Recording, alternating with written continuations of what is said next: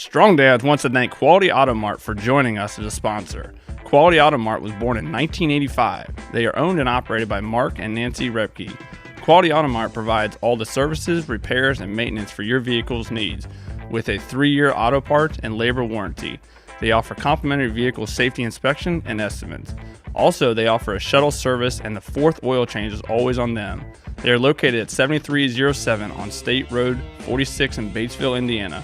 Make sure you give them a call at 812-934-2301. Welcome to Strong Dads. This is Merle Hutchinson and Kyle Crawford bringing you another great show.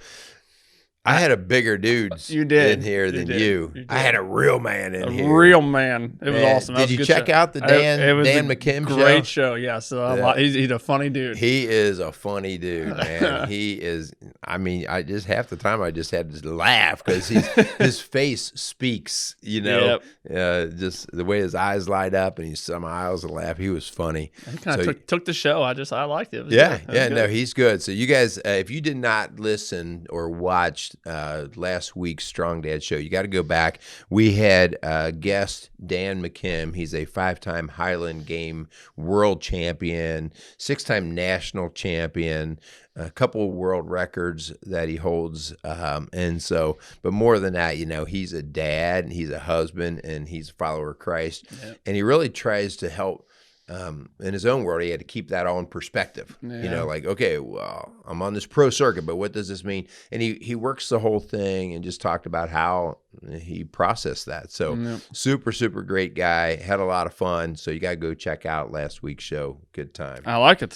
Yeah. So as we move into today's show, we were discussing what we're going to talk about, and you were like, you got any ideas? And what came to mind is I think we should do a show on us dads and men as cussing, and what that looks like, right? And that was where my mind's at. And Merle's like, well, what do you think about doing a show on resurrection? It's going to be Good Friday when this show drops. I'm like, all right, I see we're on 2 completely different wavelengths here. Your mind is much more holy than mine. I agree. We should do a show on resurrection. So daggone it. Well, I'd like to say that I'm all like holier than you, but really I was just feeling guilty. Like, okay, we just got done talking about the importance of having more Bible and understanding the Bible. And then we were talking about doing a show on cussing. I'm like, I'm not sure how I'm going to bring the Bible into that. You're like, I don't know the direction we'll go with that. I'm like, I don't know. That's just on my mind. And it is happened to be Holy Week, so I don't know. Maybe there's something else. Yeah. So anyway, that's funny. Yeah. Well, anyways, it is Friday as the show drops. So for everyone out there, Good Friday and Happy Easter coming up here on Sunday. Yeah. And so what we are going to talk about today, though, is really the deal breaker of Christianity versus all other faiths. And so part of our series that we did before was the idea of that, why Christianity, and then how to start to pursue that. And today we're actually going to kind of needle down to the one reason why Christianity is what we follow and what obviously has changed the world, and that is the resurrection. And so, many people don't give the resurrection much credence. They're just like, and he rose from the dead. But that's just way too dismissive of what that actually means. For and what it has meant. And so we're going to take a little bit of time to actually explore that. And if you find yourself, you've described yourself when you were a kid, you guys were kind of creasters, right? You went to church on Christmas and Easter. And I think John T. says mother creasters. Those are the people who bring in Mother's Day and Christmas and Easter. And so, there's a reason to be more than just a creaster. And it is largely because of that resurrection, but it takes a lot of study and understanding to really go, oh, wow, that's why this is a whole lot bigger than that. So anyway, that's kind of the deal. Yep. Let's get into it. I feel like you're farther away from me today. Are you like out in left field? I feel like that. Yeah, I don't want you to get too close to me. Let me scoot closer. But you better scoot a little your closer. Holiness here. Otherwise, If there's such a thing as a bolt of lightning coming down and smacking us, it's going to happen right there. Yes, there we go. I think we're good now. All right. Anyways, for Strong Dads, we would love to thank Quality Automart for coming alongside of us. Thanks so much for them. All your automotive needs, check them out. Let them know we sent you up there. I really do appreciate them. They got that awesome parts and labor warranty. So check them out. Let them know we sent you up there. All right. I also want to thank Casey's Outdoor Solutions. Thanks to Casey for coming alongside of Strong Dads.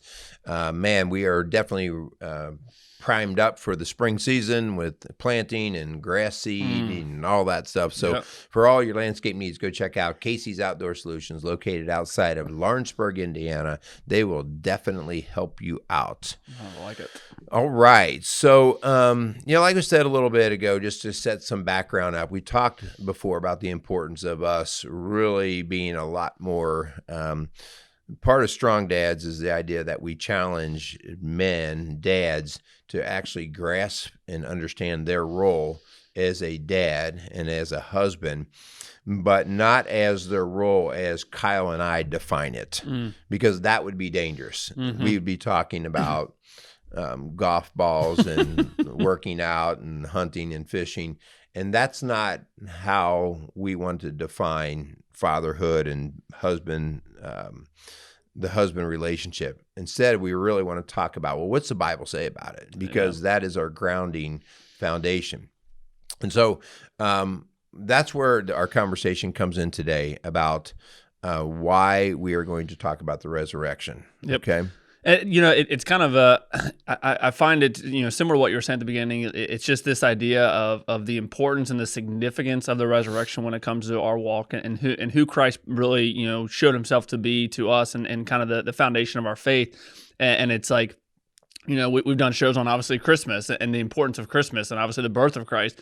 And I almost feel like, I don't know if it's just societal or if it's the actual Christian faith, we put so much more emphasis, or it seems to be more. It's obviously much more politicized, the Christmas season. Right. But man, just the significant value in what it, similar to what you were saying, just it really lays the groundwork for truly the fundamental of Christianity and why the faith of Christ looks different than every other religion out there, is this resurrection piece that is so vitally important. And so I think, as we celebrate Good Friday and we leading up into, Easter, we would be foolish to not speak of, the significant value, for sure that it plays in your life as a follower of Christ, but definitely, what it means for you raising kids and what it looks like as a strong dad, why we should be talking about the resurrection of Christ and what that significant value can play in our kids' life. Yeah. Well, you mentioned Christmas. So the idea of, Christmas, I think, really talks to our fleshly desire because it surrounds us with the idea of a gift. A gift was given, right? And so everything from the gift of Christ being given to us to the three, or not the three, but the wise men. We always say the three wise men, but the wise men giving gifts, And so, us as humans, we love gifts, right? Yeah. And so that's why I think commercially, Christmas has just really gotten a lot of traction and grown. But Easter's different. It doesn't give the gift, so to speak, from the flesh, but it gives the hope. It gives hope, the eternal hope. And it is hope that drives why I'm going to get up every single day and keep going. So the gift is kind of a fun thing. It's kind of a cool thing. But the birth of Christ is no different in terms of it just being a birth. Muhammad was birthed. Buddha was birthed. All people were born. But the idea that then somebody died and rose again for eternity, that is hope. So you're telling me there's something greater beyond what I have today. And so the resurrection is the hope part of the Christ story versus the birth is the gift part. Like, I'm giving you this, but it's going to give you this hope. So anyway, I think it's just important for us to understand. And sometimes I work with people with depression all the time. And one of the things that we have to try to figure out with depression is there any hope left in this guy? Like, where could he find hope again? And that's why we have so many, and we're going to get into this a little bit later, but why Christianity provides an opportunity, a window for hope better than anything else that is out there. Okay. And so anyway, the resurrection is a story of hope. Yep. Well, let me ask you a question, Merle. So this idea again, as we jump into talking about the significant value the resurrection plays in our faith, why do you think that sometimes as believers and just sometimes as societal, why do you think we almost like push that idea of the resurrection to the side? Why do you think that we almost kind of just don't really give it the value that it deserves? What do you think? What do you think the kind of the background behind that is? I'm just going to shoot from the hip with that, and that would be us humans are limited by our scientific reasoning, and the resurrection defies science. Yeah. And so now we step out into this sort of weird, miraculous magic. I don't know how this defies the laws of physics kind of thing. And so, this is where science doubles down, and it's actually science that has helped us understand, oh my gosh, I think there was a resurrection here.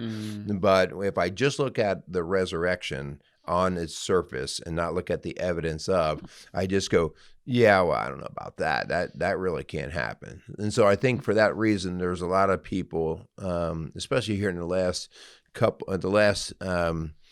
100 years or so, where we were like, yeah, I think that was just something from a storybook. That resurrection, science can't prove that a resurrection could really occur like that. Yeah. So anyway, I guess I'm not sure, but Yeah. I guess that's, our human mind wants to understand it on a scientific human level, and it defies that. Yep. I think that's probably pretty good. I don't know. That's my wild guess. All I right. just was thinking. All right. So let's talk about the resurrection. Yeah. All right.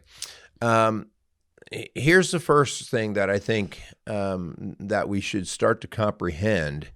Remember, we talked about before when we were trying to introduce the why of why should we have Christianity in our family and in our home.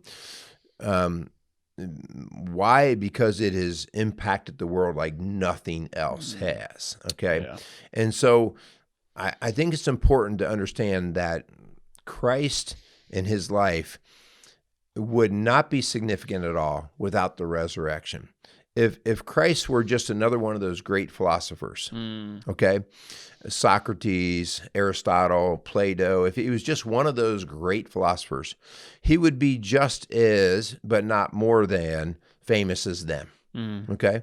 And listen, actually, I know their names still, so they're still kind of famous, okay? Right. So we'll give them a little bit of credit there, right? Right. But their work has not been even close to the influence that the work of Christ has. Yeah. Okay. And so you have to kind of look at like, well, what is the jet fuel is on the Christ story that pulled this Christ story way out in front of these other great teachers? Like there's something way bigger than what they have. Yeah. Okay. And so I think you have to understand that the thing that has jet fueled, if I can use that, jet fueled the Christ story beyond them is the resurrection. Yeah. Okay. So that's a huge part of this. Yeah. And I think it's crazy. I mean, again, I know, I don't think there's anything wrong with this. Maybe if there is, you can put in the comments and tell me I'm ridiculous, or you can tell me, Merle. But I think this idea of the resurrection and how the significance, like people have just gone all in the idea of they're going to defend this to the very end. And I think it is because of the resurrection. And this is something where, for me, I'm just like, what makes Christianity so different than other religions, other faiths, right? And just it is this resurrection piece. And this is the, if you look through, all through Scripture and just historical documents showing that people are willing to die for this cause. That people are willing to put themselves to death because they at this point, when the resurrection happened, that's when everything that Jesus had talked about in the New Testament, things that were spoken about in the Old Testament, they all kind of came. They came to be true. Right. And it was like at that point, I think that's when, if I put myself in that time, that's where it's like, that light bulb goes off, like, holy cow, this guy he was legit. He was the real thing, right? He said this was going to happen, and then it did. Yeah. And I think it was at that point, it's just like, that is what makes Christianity so much different, that he spoke things, and then it was put into existence by this resurrection. And if you look through, I know something I learned not too long ago, this idea that Peter was crucified upside down, that he didn't want to even be put in the same realm as this Jesus figure, right? That it was so significant that the crucifixion and then the resurrection, that he wanted nothing to do with being put in that same, on that same level playing field as Jesus. And I think when you look at things like that, that is where Christianity looks so much different than other faiths. Well, just stop for a second. So the idea, like you said, let's go back a little bit to the whole idea of martyrdom. The idea that somebody would be a martyr for something like that. Okay. I don't know. I mean, maybe there is, I just haven't been taught or researched enough the number of people that might die for the work of Socrates, for Plato. No, I will die because of what this believes. So if you tell me it's not true, I will give my life to defend it. Right. But the idea then that now we have this whole concept of being a martyr. You might die for your daughters because of the depth of the love, but would you die for any other random kid in the neighborhood? Stranger, yeah. And so the idea that now we have person after person willing to die to do everything they can to defend this message, that's pretty crazy. And you have to think about it like that. Guys, give that some thought. Okay, when you have somebody who's got a knife to your throat, when we have Christians over in the Middle East, and they're basically being told you need to basically dismiss and deny your faith in Christ, and if you don't, we're cutting your head off, and they stick to it. It would be so easy to go, yeah, you know what? I think it was just something from a storybook. Really, never thought much about it, to get out of the death. But people go, I'm sorry, this is one I will not deny. So you have to think about the magnitude of that. And so then, that was first brought to us by, of course, Christ, the great martyr who died for us, but then, like you said, Peter, crucified. Paul was beheaded. Okay, Andrew ended up crucified. So these are the apostles we're talking about, and we don't know the story on all those apostles, but we know that a lot of these guys ended up a martyr's death. Okay, just the idea here is, again, this is the jet fuel, right? When you got this group of people who are going, I'll die to tell you that this was the truth because I saw it with my own eyes, and I'm not going to deny what I saw.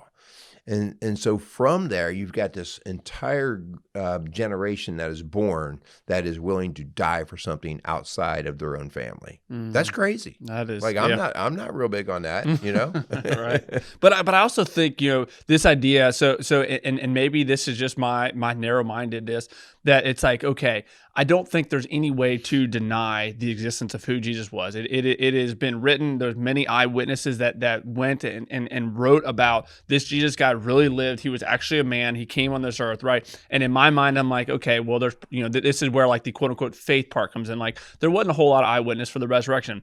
And then you start to dive into scripture and you're like, okay, Kyle, you're an idiot because this is not true. Yeah. There are lots of accounts. I mean, when we look at 1 Corinthians, which when I was looking at this, just kind of looking, 1 Corinthians 15, the title of that chapter is the resurrection, right? Yeah. And it's so cool because as you dive through this, it shows that Jesus was there was eyewitness accounts of Jesus not being there. He was resurrected, and then all of a sudden, it even talks about how towards the end where he went and he was seen by thousands. Yeah. By 500. Yeah. And it's just crazy to in my mind, my narrow-minded, to think that not a lot of people actually saw this guy after he resurrection, and that's just simply not true. Right. Well, let me read it because I think there's some different points here that make you and I go, okay, credibility. For I hand it on to you as of first importance what I term an had received, that Christ died for our sins in accordance with the Scriptures, and that he was buried, and that he was raised on the third day in accordance with the Scriptures, and that he appeared to Cephas, then to the 12. Okay, so he met with them in the upper room. Okay, and you remember Thomas is like, I don't believe this until, okay, Thomas, well, put your hands right here. Okay.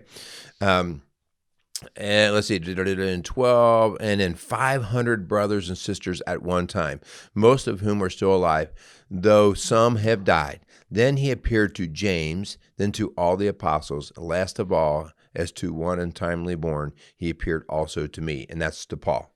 Okay, and so the idea here, guys, this is after the supposed death that we have all of these witnesses, and you think about like that was jet fuel. Each one of them. I think it's important to also note that Jesus wasn't crucified in private. Yep. If he were crucified in private, it would be harder to even buy this story. Like, well, are you sure he was even put to death? But the idea that it was a public display of his death, there were, I don't know, hundreds, maybe thousands of witnesses to that. Yeah. So you had a lot of witnesses to the death, and now you have a lot of witnesses to the resurrection. Yeah. So, well, Merle, just real briefly, this is something that I learned a while ago, and I thought it was really cool. So obviously it's Good Friday. So when we talk about the actual crucifixion of Jesus, and again, maybe some of you don't know this, and not insulting anybody's intelligence. So the idea of crucifixion was basically a sentence that someone was put to death. This was a common thing that happened. At the time when Jesus was crucified, there was two other people on either side of him that were also crucified. So it was a very common thing. And the Romans were not the inventors of crucifixion. They just perfected it. Right. They just found out they loved the torture part. The torture part. And this is something that I learned a while ago. Did you know that the word excruciating actually that word was to be like a crucifixion? Yeah. So when we use that word excruciating, I have an excruciating headache. Like that is in reference to being like a crucifixion. I thought that was really cool. Just the idea that's like our when it talks about painful, like excruciating pain, like that is the word we use. And the idea behind it, that excruciating pain that Jesus went through on the cross before that, being beaten and spit upon, I think it all plays a part, and we kind of almost have to talk about that because, again, talking about the idea of dying for a cause, right? Jesus not only was it wasn't just put a gun to his head and said, do this for everyone in humanity, right? He went through a gruesome death, again, very age dependent. But if you have not watched the from Mel Gibson, Passion of Christ, man, I think it in my eyes it is the best depiction of what it would have been like. It's brutal. It's brutal. It is brutal. But I think, man, you have to see that and like to be able to really grasp and kind of get the gravity of the situation and what all Jesus was put through. I think it all plays a part into the resurrection. Yeah. So the crucifying of somebody was done and it was done publicly, as not just to.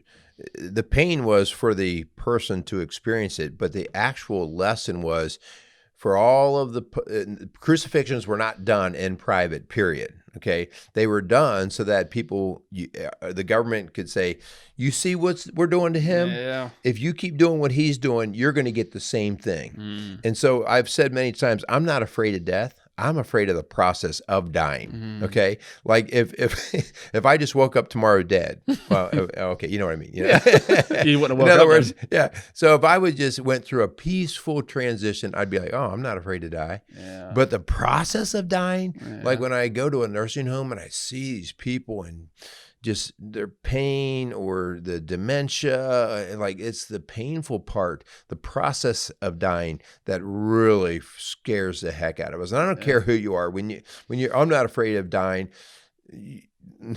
Are you okay to get ready to go through 3 years, 5 years, 10 years of brutal pain? Are you good with that? And so the crucifixion is so important because of the lesson it was supposed to teach. Yeah. Okay. And so, that's where the excruciating pain comes from. But which gives us more credence to the idea of the message of Christ was so powerful that the Romans and the Jews who participated in this were basically saying, if any of you mess with this, if any of you think that you're going to spread this, you're going to get the same business. And so for people to know that they're going to get the same business, the same crucifying, the same torture that he gets and still go into it, that's crazy. Yeah. Like, it's just think about that. Like, no, I'm just going to avoid that one. So, yeah, I think it's a great point that you bring up, just the total brutality of the crucifying. Yep. So, all right. So we talk about the idea of how people are then willing to die for it because they see it with their own eyes and the importance of the lesson. I also think it's important to understand how the resurrection was prophesied multiple times, Old Testament and New Testament. But you have to remember that just because it was prophesied doesn't mean that people got it. Okay?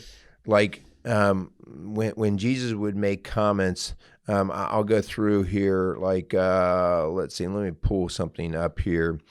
One of the references in the New Testament, look at what he said after he was carried from the temple in John 2. Okay, destroy this temple, and in 3 days I will raise it up. The Jews then said, it took 46 years to build this temple, and you will raise it up in 3 days. And then there's a follow-up. But he wasn't speaking of the temple, but he was speaking of the temple of his body. Now, when somebody heard that he was going to raise this temple up in 3 days, back in those days, they didn't go, I think this is a story about Jesus resurrecting from the dead. But now we get the blessing of hindsight to go, oh my gosh, like this is a foretold story. And so I think it's important that we really understand that all along Jesus knew exactly what was going to be happening, and he was predicting it so that we could then go, oh, he was carrying a message the entire time, and we just were not able to pick it up. Yeah. Well, think about what people would have said if he said, hey, guys, you need to know, here's exactly what's going to happen. I'm going to get crucified, and I'm going to die, and then I'm going to rise again, and just said it in plain language. People would have just been like, what?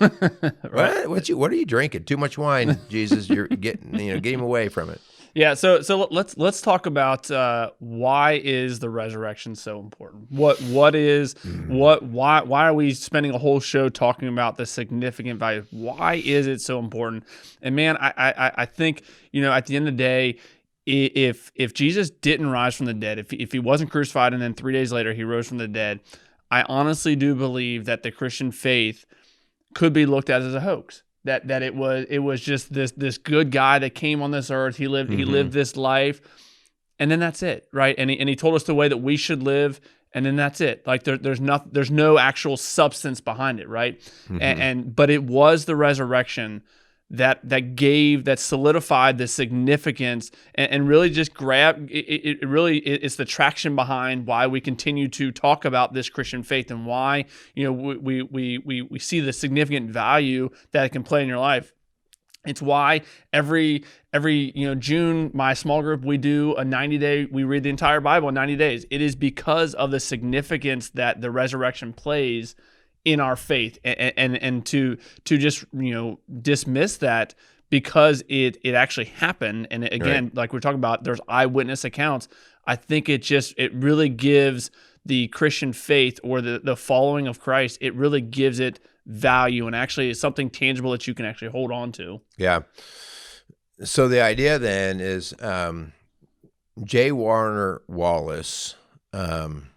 Or am I saying that wrong? Jay Wallace? No, it's J. Warner Wallace is the creator of Cold Case Christianity. Okay. And he was a detective in his day job and very good at it. I mean, basically trying to do research, investigations to break cases. And he was an atheist. Okay. And it was his wife who was a Christian, and it's kind of like a Lee Strobel kind of thing, like, oh, well, I don't know about all this stuff.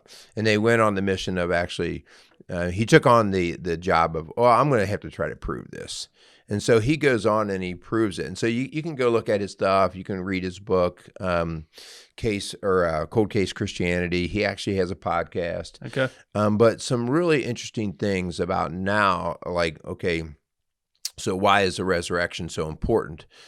he, along with many others, have pointed out, like, you really now need to understand the impact of what the resurrection has done in terms of how it has impacted your life today, whether you're a believer or you're not, what the resurrection has done to impact your life that you're in today. I mean, first and foremost, like, you live in the greatest country that's ever been formulated, better than the Egyptians, better than the Romans. Those were considered the empires, and then, you had all kinds of great civilizations, none better than what the United States has been created upon. And first and foremost, it is freedom. Freedom. And the concept of freedom really is something that comes from the resurrection of Christ. So you have freedom in Christ, and you have freedom to be able to live as you were designed by God to live, with your God-created gifts, your God-given rights and talents, okay? And so the whole idea that in this country, any level of freedom that you experience came from this resurrection, okay? Wow. Yeah. So I think that's a very important thing. Education. So, at the Great Commission, Christ comes out and he says, okay, now go and make disciples, all right? Go spread the word. Now your job is to go baptize and spread this word. And so the idea here is now we started evangelism. And we know that the way to evangelism is to be doing kind of what you and I are trying to do right now, to educate, to teach, okay? And so think about education. All of your college system that we have globally, all of your schooling system started under the jet fuel of Christianity. That's why you have all of these ministries, and the first thing they do is they start off with creating schools. We have to take care of a basic education need. Right? And so whether it's Notre Dame, whether it's St. Joe's down the street, right? Like, all of this education comes from this Christian base, okay, which is so huge.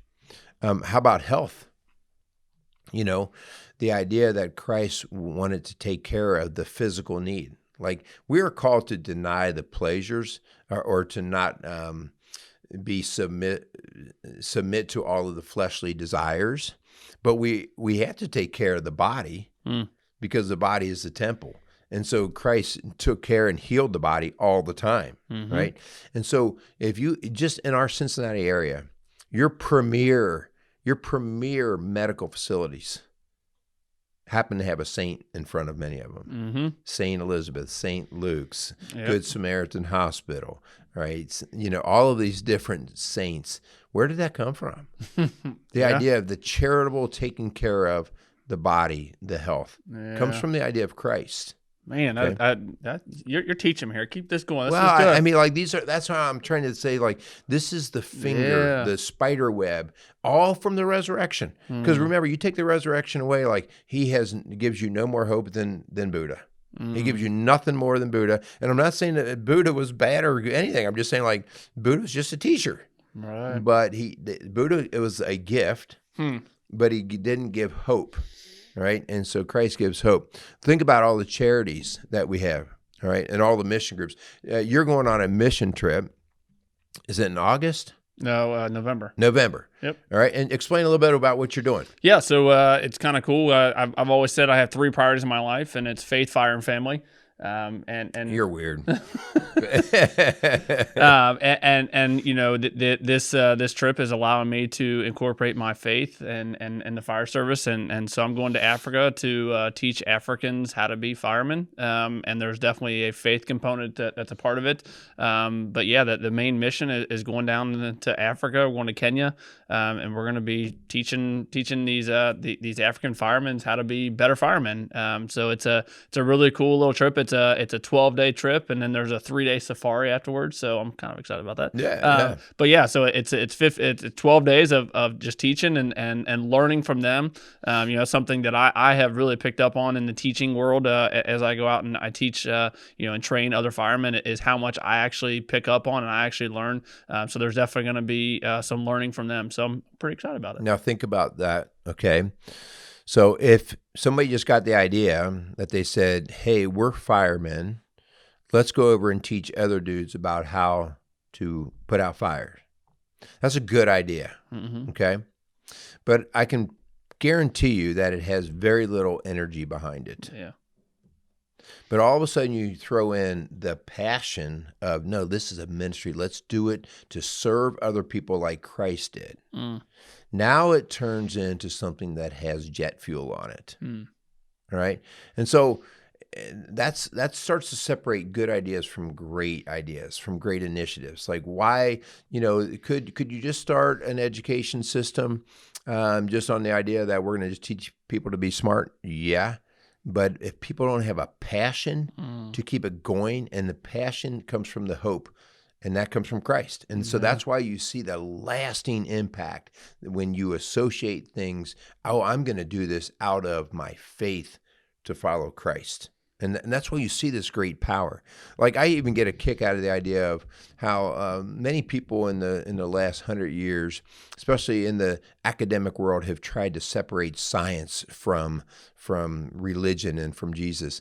And, it was Christianity that brought science out. All right. It was the idea, like, your original scientists, Isaac Newton and the gang, these guys were Christians, and they were just trying to explore God's created world. They weren't trying to, like, say, disprove it. Yeah, they weren't disproving. They were like, this is a learning thing. How can we learn more about God's world, how his nature is? And so the idea that we have science comes, and the Catholic Church itself was very instrumental in saying, how can we learn more about this creation of God? So science comes from, and Christianity has no fear of science.